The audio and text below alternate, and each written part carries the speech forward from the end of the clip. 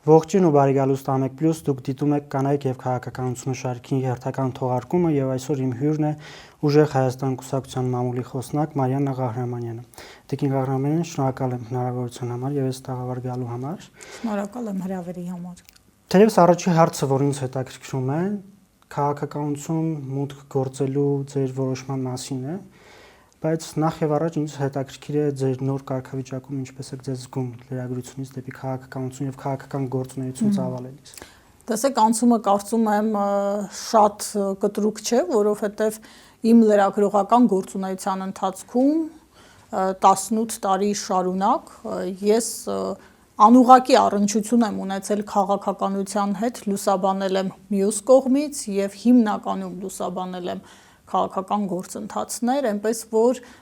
այսպես ասեմ, քաղաքականության մեջ մասնագիտության եւ աշխատանքի բերումով եղել եմ երկար տարիներ, այդ իմաստով անցումը որոշակիորեն հարթ է ստացվում ինձ մոտ եւ նոր կարգավիճակում իհարկե կան առանձնահատկություններ, որովհետեւ ես հիմա այլ դիրքից եմ հանդես գալիս եւ իմ լրագրողական փորձը օգնում է ու չի խանգարում ինձ տվյալ դիրքում աշխատել եւ փորձել օգտակար լինել եւ մեր գործընկերներին եւ նաեւ իրականացնել այն պարտականությունները պատշաճ կարգով, որոնք ես ստանձնել եմ։ Ինչով է օգնում։ Օգնում է, որովհետեւ ես ներսից եմ ճանաչում լրագրողական համայնքը իր բոլոր եւ առավելություններով, եւ խնդիրներով, եւ հնարավոր թերություններով։ Քաղաքականություն մուտք գործելու ձեր որոշման մասին տեսանյութը ես որ նայում եմ ուղերձը, որ դուք հողում եք, դուք ասացիք, այնտեղ ասում եք, որ վերջին 7-8 տարիների ընթացքում եւ հատկապես 5 տարվա ընթացքում տեղի ունեցած իրադարձությունների այսպես համախումբը կամ խնդիրների համախումբը Սամվել Կարապետյանի կալանավորումն էր, որից հետո դուք որոշում կայացրեցիք մուտք գործել քաղաքականություն, միանալ նրա թիմին։ Ինձ հետաքրքիր է, այ օրինակ 2020 թվականի նոյեմբերի 9-ի, սեպտեմբերյան պատերազմի, դրանից հետո Սրբազան պայքարի, հոգևոր առաջնորդների կալանավորումը, քրեական գործերը, սրանք կարծես թե ստորադասվում են Սամվել Կարապետյանի կալանավորմանը, այսինքն Սամվել Կարապետյանի կալանավորումը ավելի ծանրակշիռ հանգամանք էր, որը ձեզ ստիպեց մուտք գործել քաղաքականություն։ Դուք ամենայն հարգանքով ոչ ճիշտ ձևակերպում տվեցիք, ստորադասվել բառը ես չէի ընտրի։ Ես իմ տեսանյութում նշել եմ, որ եղել եմ այն քիչ լրագրողներից մեկը, ով 18 թվականի իրադարձությունների ժամանակ չի վախեցել հանրային ճնշումից, չի վախեցել հանրային էյֆորիայի չափաբաժնից եւ իր դեմքով բաց ուղիղ ասել է այն, ինչ մտածել է երկրում կատարվողի մասին։ Ես դա արել եմ շատ անկեղծ, ես դա արել եմ բաց, ես դա արել եմ ուղիղ եթերից եւ իմ լսարանը կարծում եմ դա տեսել ու գնահատել է այն վստահությամբ, որը վայելել է այն հաղորդաշարը, որը առիթ ունեցել եմ, պատիվ ունեցել եմ ես վարել,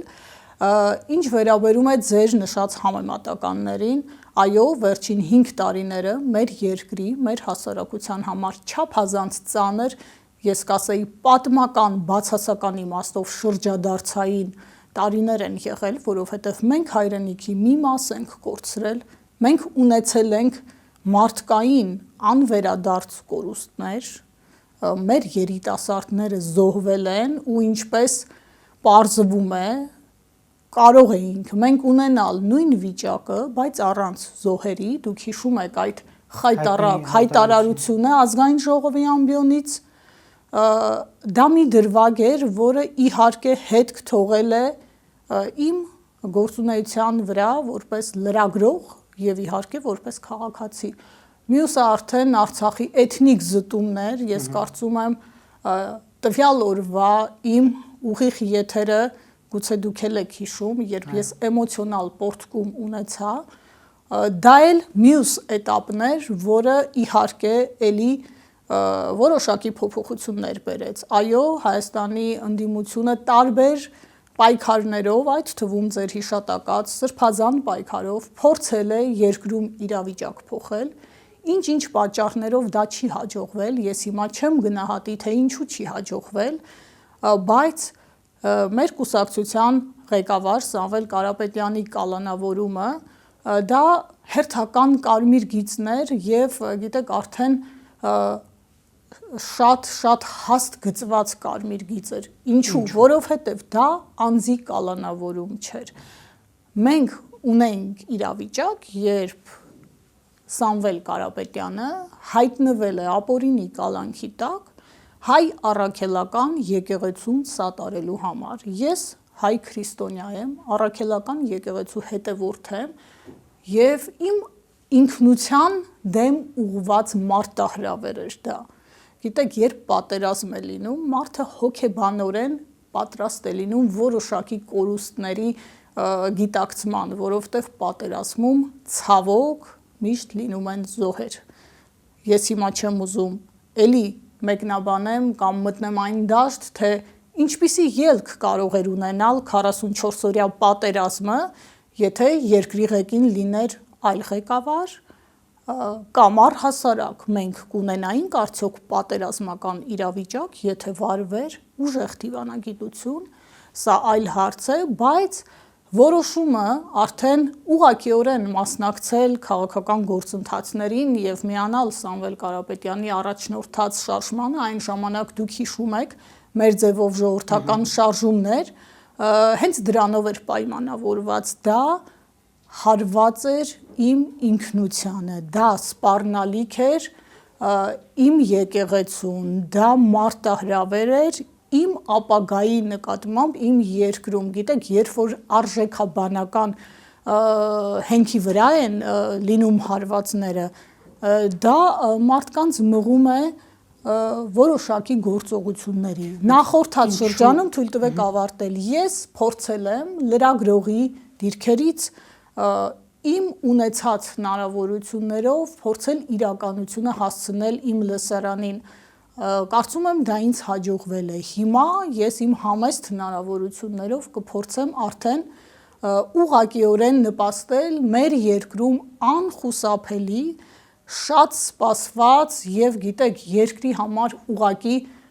փրկողակ հանդիսացող փոփոխություններին։ Ես վստահ եմ, որ ուժեղ Հայաստանը Սամվել Կարապետյանի առաջնորդությամբ բերելու է այդ փոփոխությունները։ Ինձ համար գիտեք, պարզապես ինչը այնքան հասկանալի չէ։ Տեսեք, եկեղեցու հայրերի կալանավորումը կամ նրանց դեմ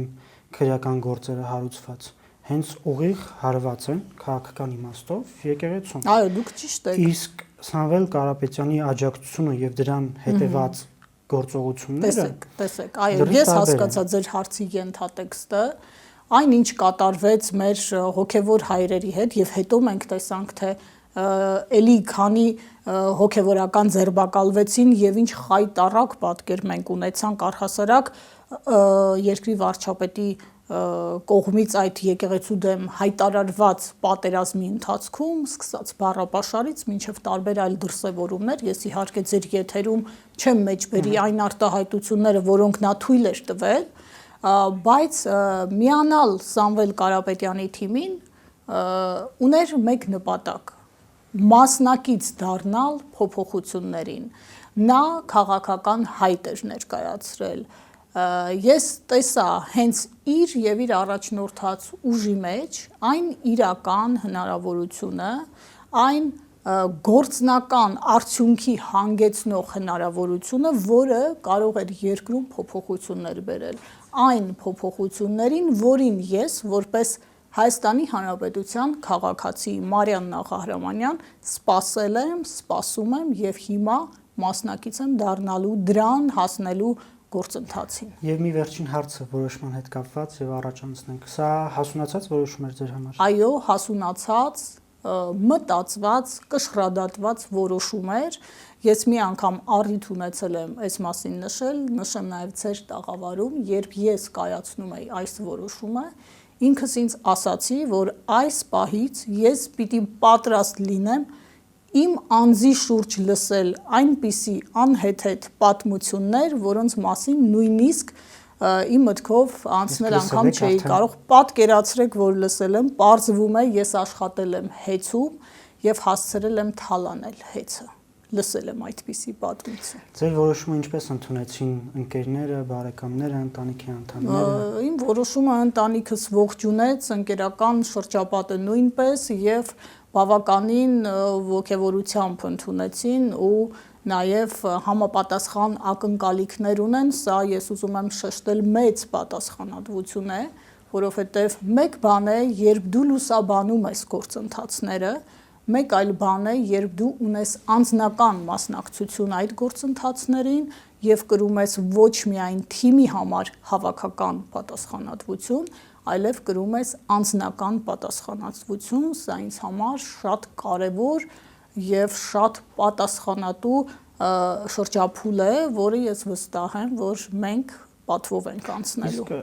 Ինչպես է անդրադարձել ձեր առօրյայի վրա ընդհանրապես քաղաքական գործունեությունը։ Դե իհարկե առօրյայի մասով էական փոփոխություններ են եղել, առանց այն էլ լրատվություն այն ոլորտն է, որը մեզնից 24/7 ռեժիմով ներգրավում է պահանջում, իսկ քաղաքականությունը առավել եւս հատկապես նախընտրական շեմին ենք գտնվում։ Իհարկե աշխատանքները շատ են,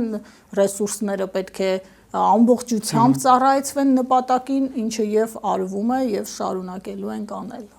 Գալով քաղաքական հարցերի, ի վերջո, թեև նրանք էլ քաղաքական են, բայց ավելի այսպես գործառնական հարցերի,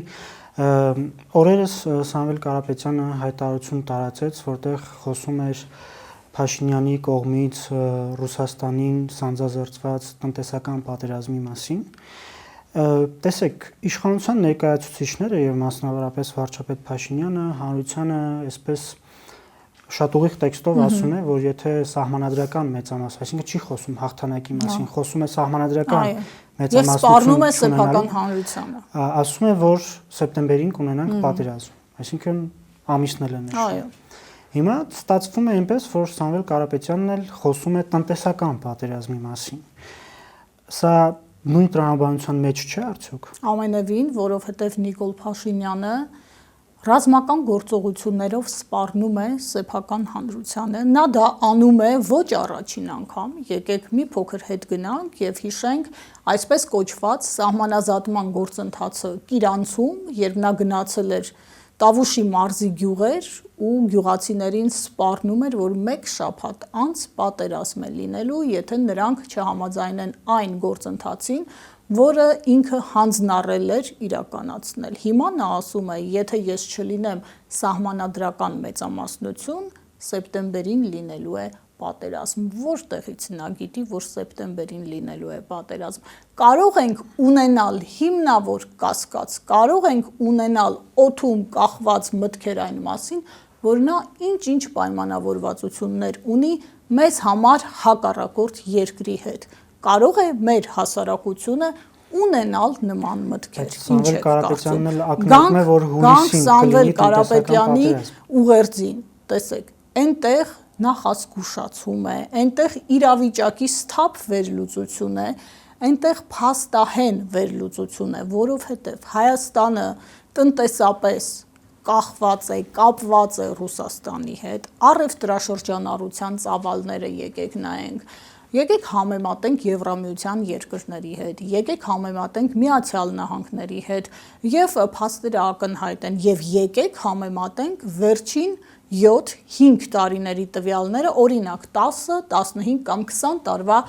ցուցանիշների հետ հենց նույն Հայաստան-Ռուսաստան առևտրատնտեսական հարաբերությունների մասով Նիկոլ Փաշինյանը,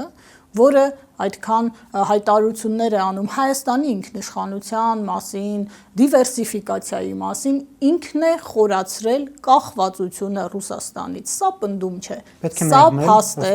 Սա տեսեք, մենք դիվերսիֆիկացիայի կողմնակից ենք, դուք կարծում եմ առիթ ունեցել եք լսել մեր կուսակցության խորհրդի նախագահ Նարեկ Կարապետյանի տարբեր հարցազրույցներ եւ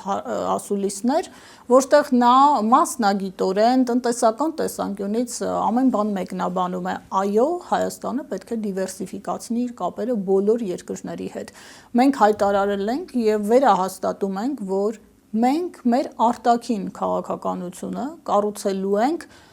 շահերի համադրման եւ հարաբերությունների խորացման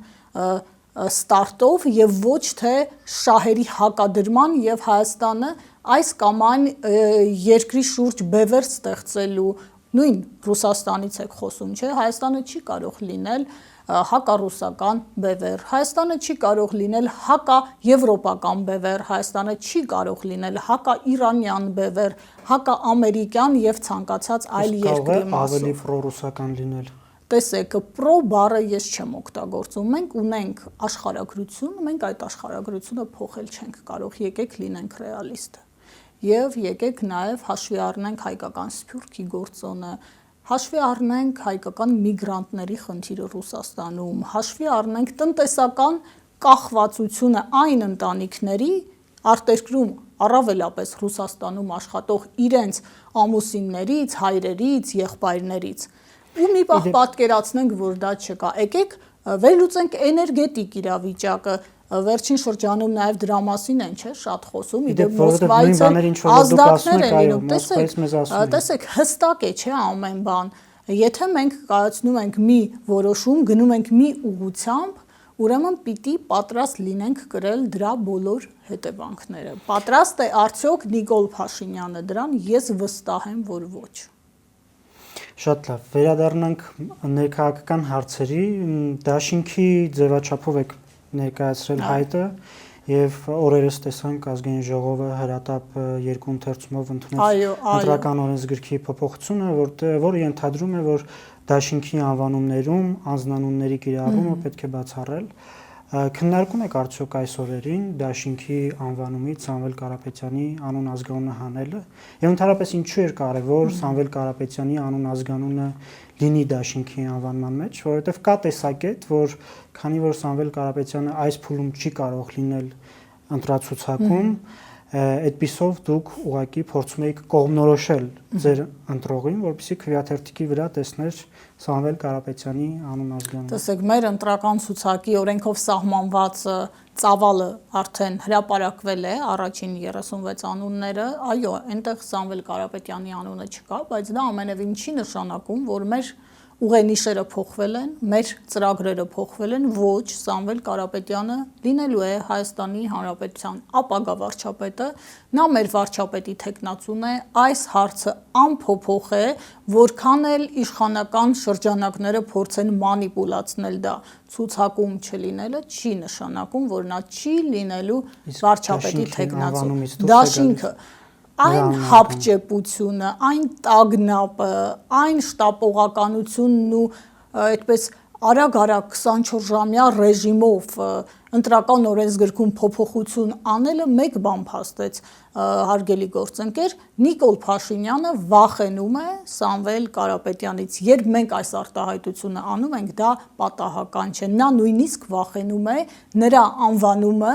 դաշինքի անվանման մեջ թողնելու հեռանկարից։ Ինչն էր խանգարում նրանց անել այդ փոփոխությունները ավելի վաղ, մինչև մեր դաշինքի մասին հայտարարությունը, մինչև դաշինք ստեղծելու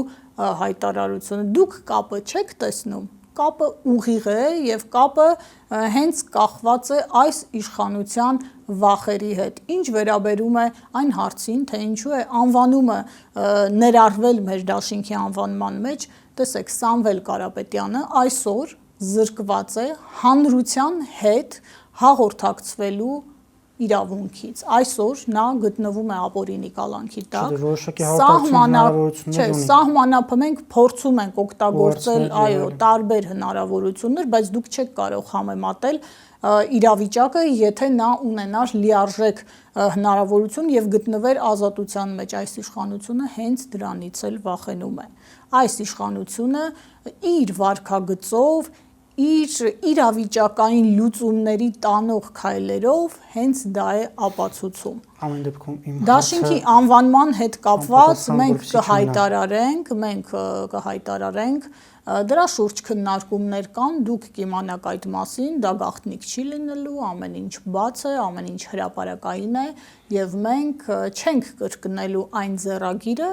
որը ունեցել է այս իշխանությունը ժողովրդի թիկունքին որոշումներ կայացնելու, մեկ գիշերվա մեջ փաստաթղթեր ստորագրելու եւ այդպես շարունակ մենք բաց ենք եւ մեր գործողությունները հանրային են։ Իդեպ սա շատ լավ համատեքստ է հարցնելու, թե ինչու ցուցակի կազման եւ հաստատման համագումարը տեղի ունեցավ փակ ընդ որում նաև կա կարծիք, որ գաղտնի, որովհետև դա լրագրողների ձևակերպումն է, ես լինելով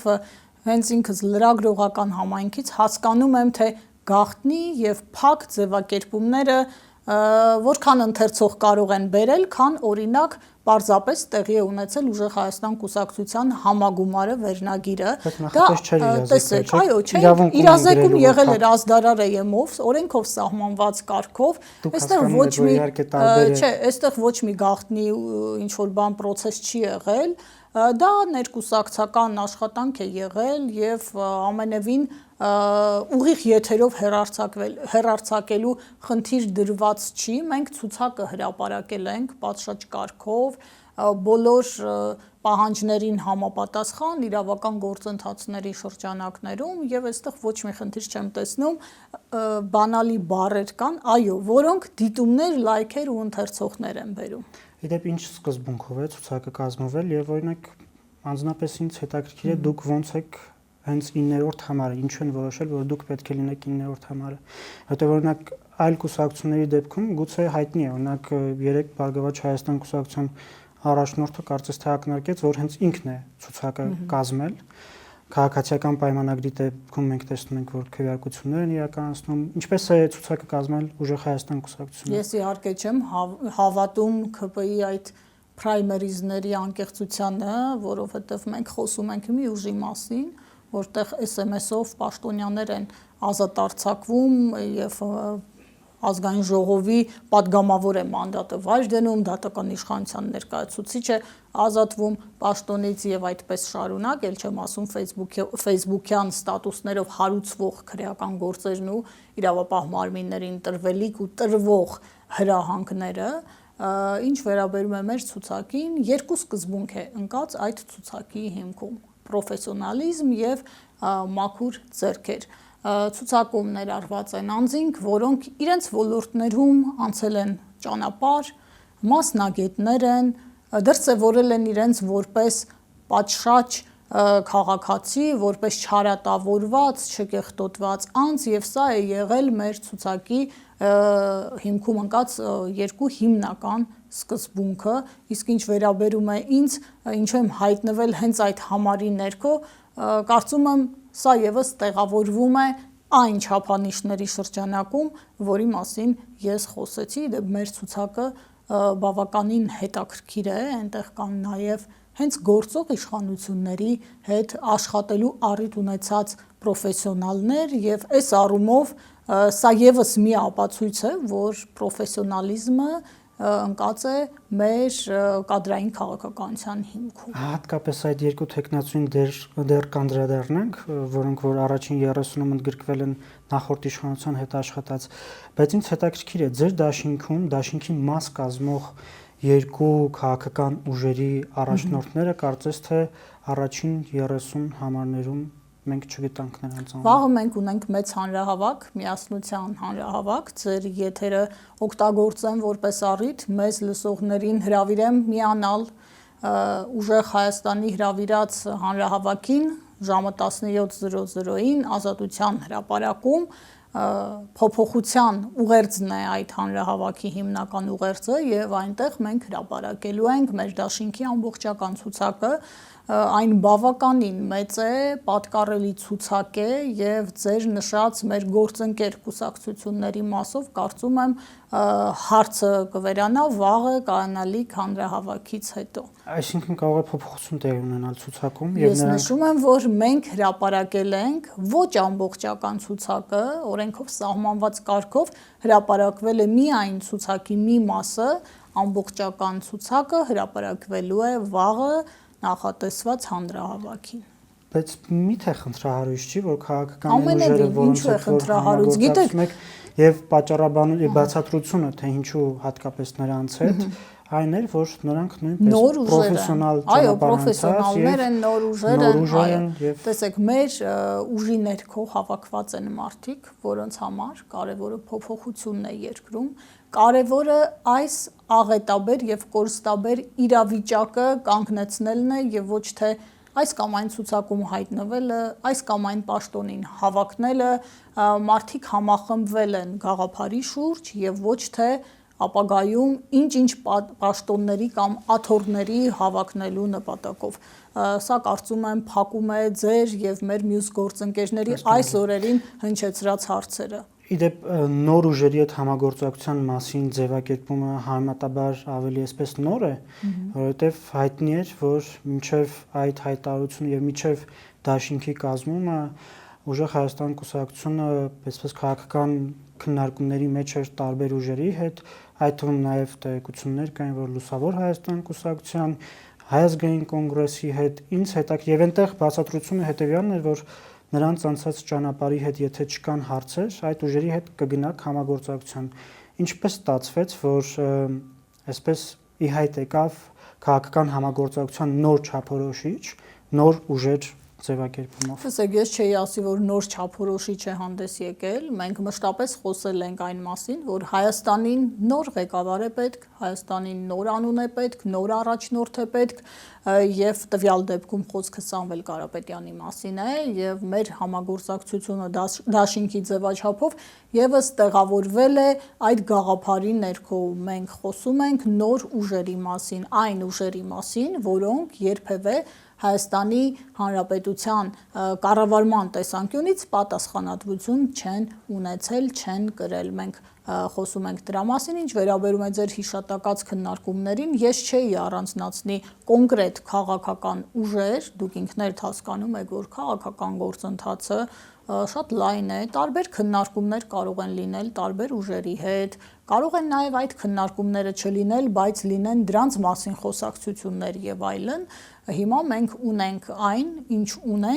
ունենք ձևաչափ 3 ուժից կազմված դաշինք, ինչ վերաբերում է մասնավորապես ՀԱԿ-ին,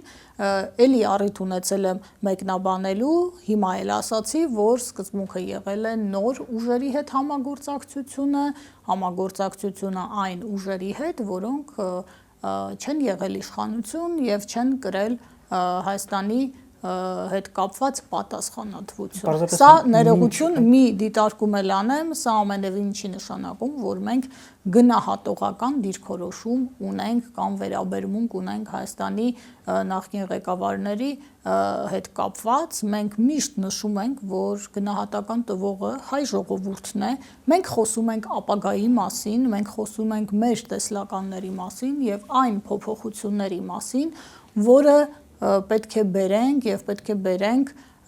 Սամվել Կարապետյանի առաջնորդությամբ։ Ճիշտ եմ հասկանում, որ ամեն դեպքում անգամ Հայ ազգային կոնգրեսի համագումարին ձեր այսպես ձևակերպեմ, այսպես պատշաճ եւ պատկառելի ներկայությանը ամեն դեպքում ինչ որ պահից որոշում կայացրեցիք, որ հենց նոր ուժերի հետ պետք է համագործակցեք։ Տեսեք, ներկայությունը որտեղ հետաքրքիր է, չէ, ոչ միայն ներկայությունը, այլև այնտեղ հնչեցին հայտարարություններ, որոնք թույլ էին տալիս կարծել, որ կարծես թե դաշինքը այլևս կայացած է։ Մենք եկեք սկզբից գանք, եղել էր առաջին նախագահի հայտարարությունը այն մասին, որ այսօր այն իրական ուժը, որը կարող է Հայաստանում փոփոխություն բերել եւ միավորել հանրությանը, Սամվել Կարապետյանի գլխավորած ուժն է եւ այս առումով Հայաստանի առաջին նախագահը իհարկե իրատես եւ իրականությունը տեսնող գնահատական է տվել,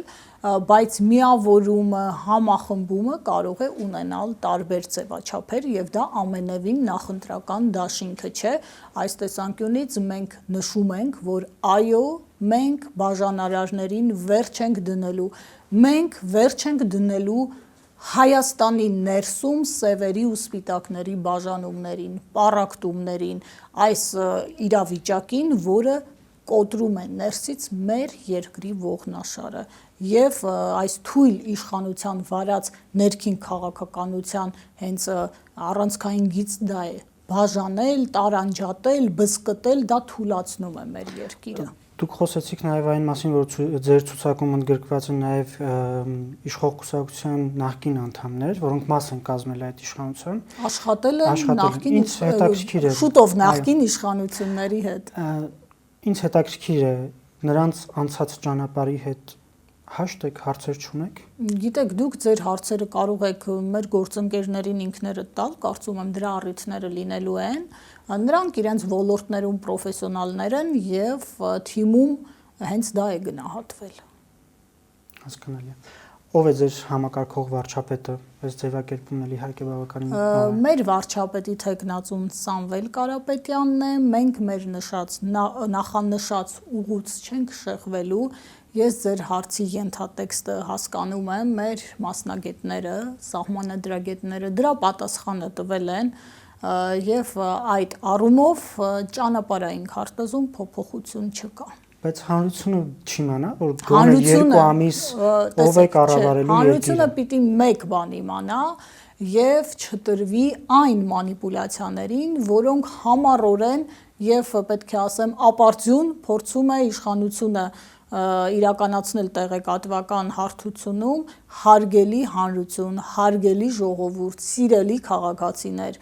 ուժեղ Հայաստանի մեր դաշինքի թեկնածուն Սամվել Կարապետյանն է, ապագա վարչապետը նա է լինելու, մնացած ամեն բան իրականությանը չի համապատասխանում։ Ընդունենք, որ դուք հաղթում եք ընտրությունները։ Հունիսի 8-ին Սամվել Կարապետյանը չի կարող լինել Հայաստանի վարչապետ։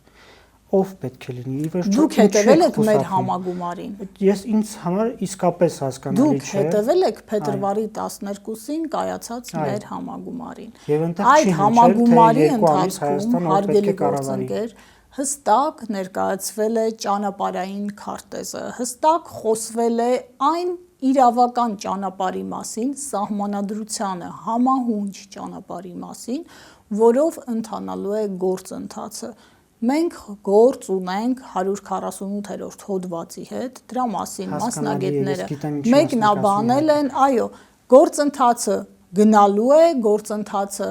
հանգելու է այն հանգուցալուծմանը, որի մասին մենք խոսում ենք, մնացածը տեխնիկական հարցեր են, մնացածը հասարակությանը շեղող հարցեր են, մնացածը իրավիճակը մանիպուլացնող հարցեր են, նորից կրկնեմ, համառորեն դրանց լծվել է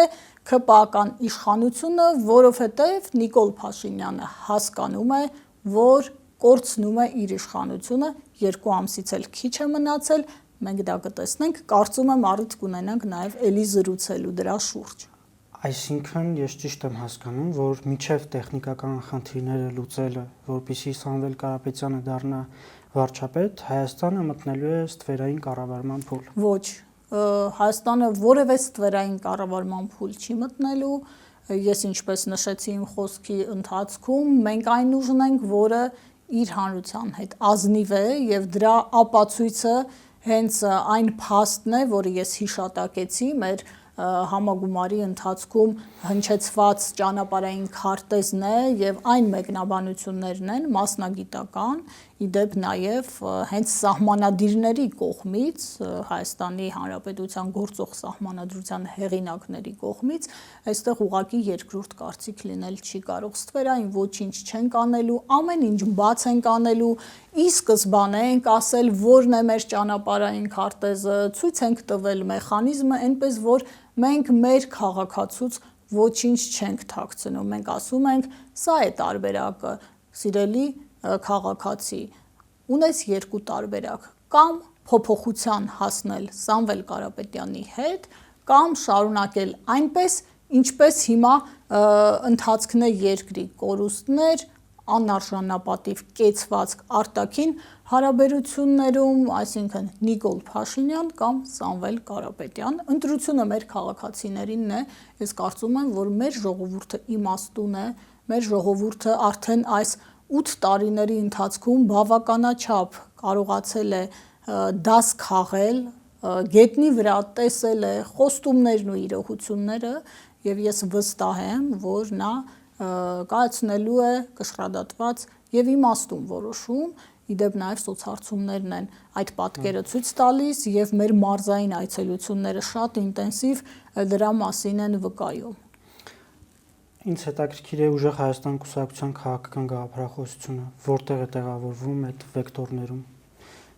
Դուք եթե նկատի ունեք արտաքին վեկտորները, մենք առիթ ունեցել ենք դրա մասին խոսելու։ Մենք բալանսավորված քաղաքականության կողմնակից ենք։ Ավելի շատ հետաքրքիր է քաղաքական գաղափարախոսությունը այն իմաստով դուք ավելի պահպանողական ուժ եք, ավելի լիբերալ ուժ եք։ Մեր ծրագիրը շուտով կհրապարակվի, կարծում եմ դուք առիթ կունենաք ուսումնասիրել այդ առումով եւ համապատասխան հարցերը կփարատվեն։ Մենք հայակենտրոն ուժ ենք, մեր գլխավոր նպատակը Հայաստանը այս ծանր իրավիճակից դուրս բերելն է, մեր գլխավոր նպատակը մեր երկրի մեջքը շտկելն է, մեր գլխավոր նպատակը ուժեղ տնտեսության, ուժեղ դիվանագիտության, ուժեղ անվտանգության միջոցով մեր երկրի ապագան փոխելն է։ Սա շատ կարևոր հարց է, որովհետև վերջին 8 տարիներին ցավոք բոլոր ոլորտներում մենք միայն կորուստներ ենք արձանագրում։ Իսկ վաղվա հանրահավաքից ինչ սպասենք եւ ինչ քայլեր են հետևելու, ինչ ուղերձներ ունեք հասցնելու։ Վաղվա հանրահավաքը միասնության ուղերձն ունի եւ փոփոխություններ բերելու ուղերձն ունի։ Վաղվա հանրահավաքը այս իմաստով կարծում եմ շատ կարևոր է եւ կարևոր է մեր քաղաքացիների մասնակցությունը, եթե նրանք ուզում են երկրում փոփոխություն ունենալ, իրենց մասնակցությամբ հենց այդ փոփոխություններին կողմ են հանդես գալու, այո են ասելու այդ փոփոխություններին, նաև հանրահավաքի ընթացքում նշել ենք, որ ներկայացնելու ենք մեր դաշինքի ամբողջական ցուցակը, այսինքն սա նաև այդ քաղաքական կոմպոնենտը ունի, բայց ես ուզում եմ փոփոխությունների վրա մի փոքր կանգ առնել, երբ մենք խոսում ենք փոփոխությունների մասին, մենք գործ ունենք եւ նկատի ունենք իրական յուրաքանչյուր քաղաքացու համար շոշափելի, իր մաշկի վրա, իր ընտանիքի, իր կենսապայմանների, իր բարեկեցության տեսանկյունից շոշափելի փոփոխության մասին, երբ մենք գնում ենք գյուղեր, մարզեր, գիտեք ինչ աղետալի վիճակում են գտնվում մեր հայրենակիցները, ուղղակի տղամարդիկ դատարկված են, բոլորը արտաքնա աշխատանքի են մեկնած, կանայք են, երեխաներն են, որոնք մեծանում են առանց հայրերի, այն ծրագրերը տնտեսական, որոնք մենք առաջարկում ենք, հենց այս խնդիրների լուծմանն է ուղղված ու շատ համակարգային աշխատատեղերի ստեղծումը ոչ միայն տնտեսական օգուտներ է բերելու, ոչ միայն հայ մարդուն հնարավորություն է տալու արժանապատիվ աշխատանք ունենալ իր երկրում, այլև նպաստելու է այդ դեմոգրաֆիկ խնդիրներին, նպաստելու է միգրացիոն խնդիրներին, գիտեք, ընտանիքները բաժանված են, մենք միգուցե միայն արտաքին կողմն ենք վերլուծում, բայց դա նաև շատ խորը հոգեբանական խնդիրներ է առաջացնում ընտանիքների համար, դա անլիարժեքություն է առաջացնում, օրինակ երեխայի համար, սրանք շատ կարևոր են առողջ հասարակություն ունենալու համար, մեր տնտեսական ծրագրերը, ես թվեցի ընդամենը մեկ քայլը, խոսել ենք նաև 0% հարկերի մասին, փոքր բիզնեսի համար, մատչելի բնակարանների մասին, էժան դեղորայքի մասին, սրանք հաշվարկված, գետնի վրա իրականանալի քայլեր են եւ մենք իսկապես այս քայլերով այդ փոփոխությունը հասցնելու ենք յուրաքանչյուրին, թոշակառուին կներեք, երիտասարդ զույգին, որը բնակարան չունի, այդ պատճառով օրինակ չի պլանավորում երկրորդ բալիկը ունենալ եւ այսպես շարունակ։ Ձեր հանդիպումները եւ ձեր քաղաքական գործունեությունը, այսպես ոչ ֆորմալ քարոզարշավը, եթե կարելի ասել, ինչ են ցույց տալիս, դուք գնում եք միանշանակ հաղթանակի։ Մենք գնում ենք մեծամասնություն ունենալու, այո, մեր հանդիպումները դրա մասին են, մեր հասարակությունը տեսնում է այն ներուժը, որը ունի ուժեղ Հայաստանը, մեր հասարակությունը տեսնում է այդ հույսը, գիտեք, երկար տարիներ անց, բավականաչափ երկար ժամանակահատված է 8 տարին ապրել այս մշտական կորուստների մեջ, մենք գիտեք նաև էլի կրկնեմ, հոգեբանական տեսանկյունից խնդրահարույց հասարակություն ենք, որովհետև մենք անցել ենք աղետաբեր պատերազմի միջոցով, հետո պատերազմից հետո մենք անցնում ենք, շարունակում ենք անցնել կորուստների միջոցով, մենք երբ որ տեսնում ենք օրինակ հանդիպումների ժամանակ տարբեր երկրների ներկայացուցիչների հետ երկրի վարչապետին, որպես քաղաքացի մեզ կներեք նվաստացած ենք զգում, համենայն դեպս իմ զգացողությունն է դա, այս ամենը պիտի հաղթահարվի եւ մենք ի վերջո պիտի մտնենք այն ուղին, որը մեզ տանելու է դեպի զարգացում։ Ամեն դեպքում հանրությունը կորոշի իհարկե հունիսի 7-ին ում կտա իշխանություն։ Քննարկելի է ձեր համար սցենար, որի պայմաններում դուք պետք է որպես ընդդիմություն լինեք։ մենք մեր ուղենշով ենք գնում, նորից եմ ասում, մենք գնում ենք մեծամասնություն կազմելու օրակարգով, այդտեղ փոփոխություններ չկան, քաղաքականությունը բայցերի մասին չէ, քաղաքականությունը նպատակ դնելու եւ դրան հասնելու մասին է։ Մենք այդ ուղղությամբ աշխատում ենք, մեր ուժի առաջնորդը այն անձն է, որը ունի այդ հնարավորությունը բերելու փոփոխություններ եւ իր անցած ուղով եւ տնտեսական գործունեությամբ եւ Հայաստանի հետ, հայրենիքի հետ կապը չխզելու եւ հակառակը հնարավոր բոլոր ոլորտներում սեփական ժողովրդին օգտակար լինելու փորձով դա ապացուցել է եւ ի վերջո մենք խոսում ենք նաեւ միջազգային կապերի մասին, որոնք օգտագործվելու են ի նպաստ մեր պետության եւ սա եւս շատ մեծ, շատ լուրջ ռեսուրս է ու ես կարծում եմ, որ մեր քաղաքացիները դա հասկանում են, գիտակցում են ու ըստ այդմ էլ որոշումը կայացնելու են։ Շնորհակալ եմ այս զրույցի համար։ Շնորհակալ եմ հրավերի համար։